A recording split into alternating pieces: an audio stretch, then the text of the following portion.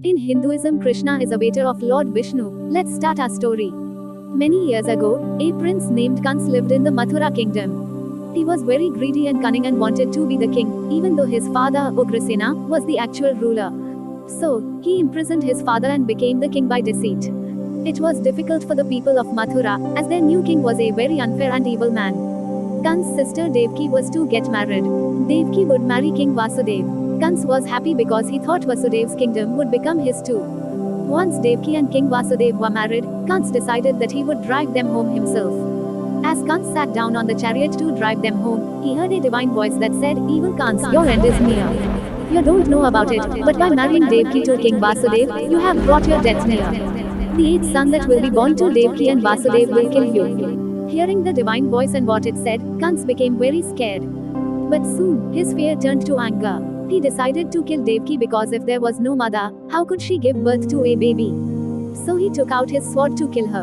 King Vasudev was horrified when he saw what Kans was about to do.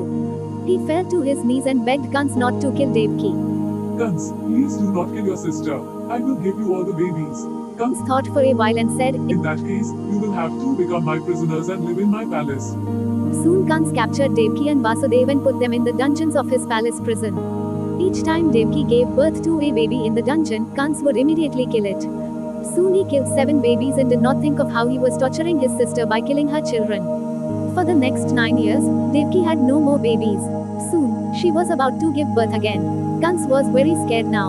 Throughout the day, there was a terrible storm in Mathura. At midnight, the sun was born and everything grew quiet. Devaki was so happy and confused that she fainted, while Vasudev could not stop looking at what was happening.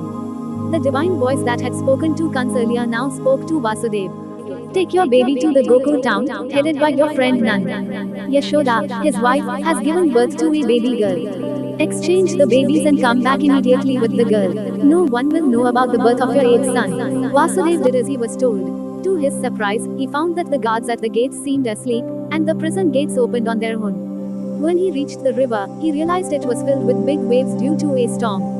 But the moment he stepped inside, the river became calm. Suddenly, he saw a huge black snake rise up from behind him. Vasudev was very scared and thought he would die along with the baby. But the snake spread itself over Vasudev like a hood to shield the baby from the rain.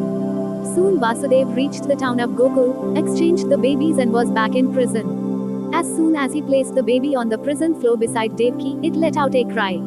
Kans came rushing in, ready to kill the 8th baby of Devaki. Devaki was unconscious all this time, and it was only now that she returned to her senses. Kans was not ready to spare the baby. He loved himself more than anything else in the world. He snatched the baby and threw her against the prison wall, but the baby did not die. It flew up towards the prison ceiling, and a bright light filled the prison. Once the light grew dimmer, Kans realized the baby had taken the form of goddess Durga. Foolish Kans, she said, you cannot kill me, and the one who will kill you is already born and alive. One day he will find you and kill you no matter what you do. Meanwhile, there was a lot of celebration in Gokul on the birth of the new baby. Sarpanch Nand named the baby Krishna, and everyone came to offer blessings and gifts to the baby. In that way, Krishna, the Hindu god born, he born to Devaki but cared by Yashoda Devi of Gokul.